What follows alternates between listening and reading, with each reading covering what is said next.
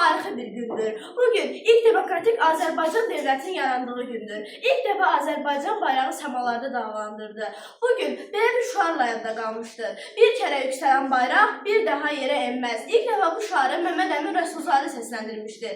Bu şüar hələ də hər birimizin yaddaşlarında qalmışdır. Qanın canı Türk olan hər bir kəs üçün ən vacib, ən ali, ən müqəddəs şey torpaq, vətən, yurd anlayışıdır. Torpağını qoruyan hər bir kəs, torpağını sevən hər bir kəs onu qorumağı bacarmalıdır. Bildən ki, biz bunu 44 günlük Qarabağ müharibəsində sübut etmişik. Tariximizin qürurlu səhifələrindən olan 28 may. Bugün bizi qeyd etməklə milli kimliyimizi, müstəqil ruhumuzu qoruyuruq. Bayrağımız daim yükseklərdə dalgalansın. Yurdumun adı yazılıb ölkələrin sırasında, aylar, günlər arasında. Əziz günüm, ayım mənim, 28 mayım mənim. Bayrağımın kölgəsində çiçək açıb dağım, düzüm, bəxtiyarım, payızım, qışım. Yazım mənim, yayım mənim, 28 mayım mənim.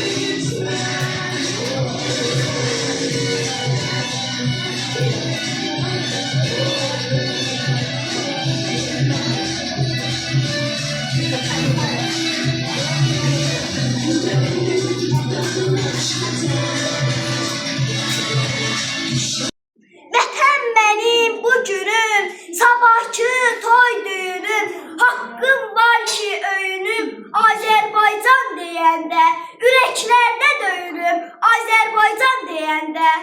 Hər ölkəyə, hər elə, olsun hörmət deyirəm, vətənindir, vətənin, ilk məhəbbət deyirəm, onun şöhrət tacıdır, şeir sənət deyirəm, mən vətənə Füzuli, Abbas Səhət deyirəm, mən vətənə Sabiri, Doğan Qeyrət deyirəm, mən vətənə Üzeyir, Müşfiq Səmət deyirəm, güneş kimi müqəddəs bir həqiqət deyirəm, Azərbaycan deyəndə dünya məni dinləsin, diqqət deyirəm, Azərbaycan deyəndə.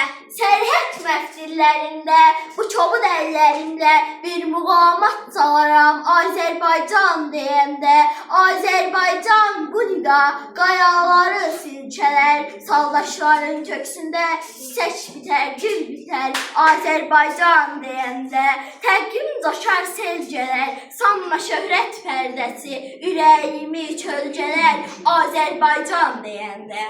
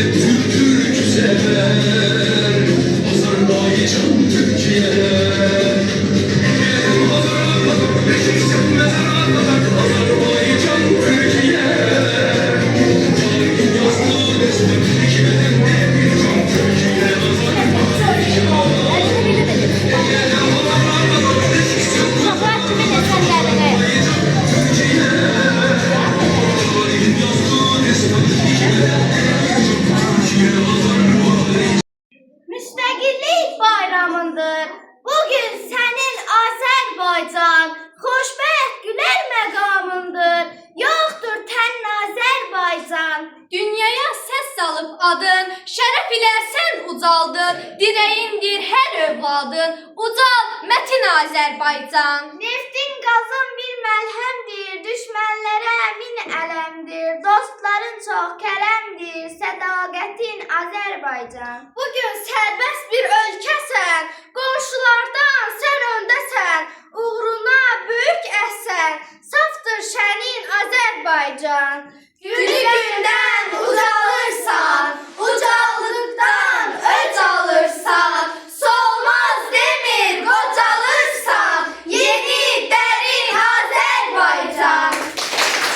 Azərbaycan qayalarında bitən bir çiçək, Azərbaycan çiçəklərin içində qaya, mənim könlüm bu torpağı vəsf eləyərək Azərbaycan dünyasından baxar dünyaya.